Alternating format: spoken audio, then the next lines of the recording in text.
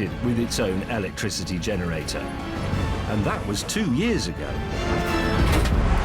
There's no polite way of putting this. Fisker have very blatantly, brazenly, I'd say, copied my idea for a long-range electric car. Except they didn't have theirs styled by Jeremy, but the technology is exactly the same, as my lawyers will be making very clear quite soon. Admittedly, the Fisker is much better built than the Eagle Eye Thrust, and it's probably the most politically correct car on Earth. It has solar panels on the roof because, of course, in a car, all this stuff here runs off electricity, and that would drain the battery, but that can produce a sort of low voltage circuit, if you like, that can drive the radio and the sat-nav and the interior lights and your iPod and, you know, even the little system that recognizes this key. That's being powered by the sun. And that is just the start of it. This version I have here is called the Eco Chic.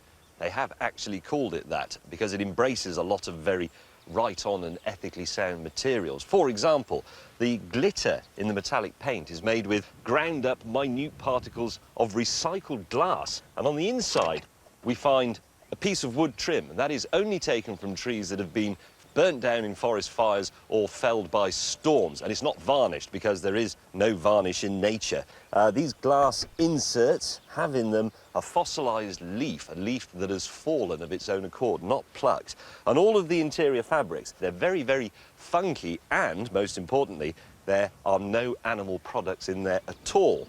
The only animal product in this car is me, all of which ought to keep this chap here very happy indeed. And yet, I'm told, if I go any closer than this, he'll still probably have my leg off. Which just goes to prove that animals are ungrateful.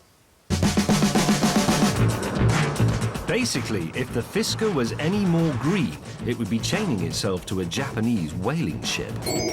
But I like being in it. It's just a very nice place to be, the Fisker. It makes you realise that, you know, just putting leather on everything is a terrible old cliche. It's what the Romans would have done. And on top of that, I like driving it.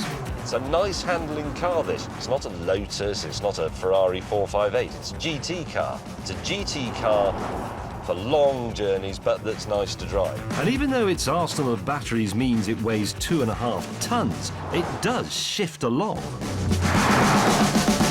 The car will do 0 to